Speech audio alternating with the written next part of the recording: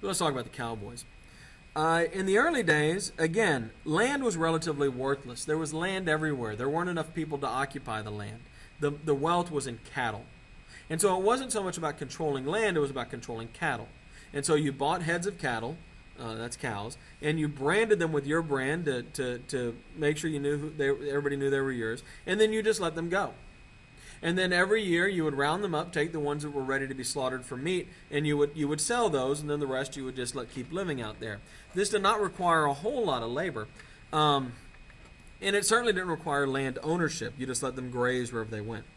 These techniques, by the way, of cowboying are developed by the Spanish and the Mexicans. The cowboys are simply the American versions of the Mexican and Spanish vaqueros. Branding, roundups, roping, lariats, saddles, chaps, spurs. These all originate in the Spanish ranching tradition, as well as broncos, which is a Spanish word. These are just the cowboys' horses. In 1865, there are 5 million cattle in Texas. And the East paid well. If you could get your head of cattle onto somebody's plate in New York, you were going to make a bunch of money. The trick was getting it there. There was plenty of cattle, and there was a lot of buyers, and the price was very high for your cattle. But, of course, Texas is a long way from New York. So the answer is the cattle drive.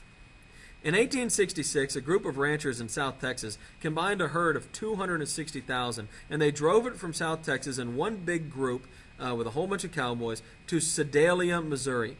They suffered heavy losses along the way, but the price of cattle was so high they still made a lot of money. This was the first long drive. There's a great book by Larry McMurtry. It's also a wonderful miniseries with great actors, wonderfully done, called Lonesome Dove, which is about this first cattle drive, about Goodnight and Loving and the guys who put that together. It's really fantastic if you have a chance to read it or watch that. Abilene, Kansas will become the first major railhead.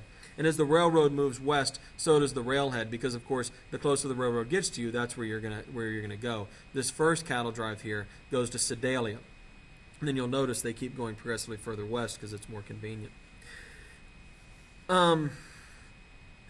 It was a little bit dangerous. The Native Americans could certainly be dangerous, and there were rustlers, people who stole your cattle, but mostly it was probably pretty boring and pretty lonely. Now the rail towns, the railheads, these towns where the cattle ended up, these places would be sleepy for a while, and then a herd of cattle would come in with a bunch of cowboys. The cowboys all get paid at the end of the drive when the cattle's delivered, and now you've got a bunch of 15 to maybe 25-year-old kids who've just got handed a bunch of gold, and they're a bunch of farm boys from the big city, and then things got out of hand. And that's really the Wild West of the cowboys. But this was infrequent and periodic. And very short term, unlike boomtowns, which were pretty much crazy the whole time they existed. So if you were in Kansas City on the night the Cowboys came in with a herd of cattle and all got their bag of coins for herding the cattle, yeah, people were going to be out drinking, raising hell, having a good time. Somebody was probably going to get shot. Ranchers soon had to compete with sheep ranchers for grass and farmers' fences. Sheep ranchers began to move into the area and graze their sheep, but sheep ranchers penned in the sheep. And so they began to build fences. Now, the fences were a problem for the long drive, because if I'm driving my cattle from South Texas up into Kansas, let's say, and there's fences every few miles, that's a huge issue for my cattle drive. I'm going to have to go around those fences. And so there are range wars between the sheep ranchers and the cattle ranchers. The profits draw all kinds of investment from all over the world, including a lot from Great Britain, who invest into both the cattle and the sheep business. And there are literal wars between who is going to control the area, the sheep herders or the ranchers. The whole thing goes corporate. One year, for example, in Montana, 20 different corporations opened up with $12 million in capital to control the herds in Montana. One example of this time of violence in the American West over land is in Lincoln County, New Mexico, the Lincoln County War. And this is a case where two rival groups are fighting over who's going to control the dry goods trade, or kind of the general store in the area, as well as the cattle grazing land. Now, one of these men, John Tunstall, will be shot down and killed by hired guns from the other side. He will have hired on an orphan, a kid named William Bonney.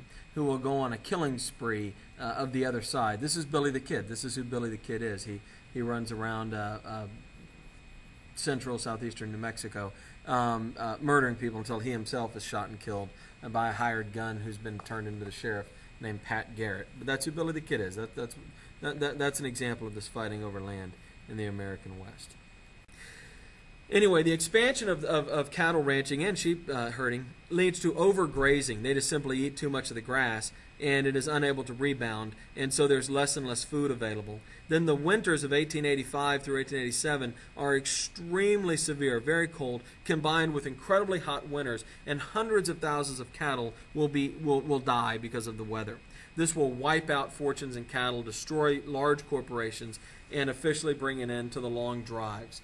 Eventually, the railroad will come to Texas, and there is no more need to drive the cattle up to the rail lines in Kansas. And so that's the end of that.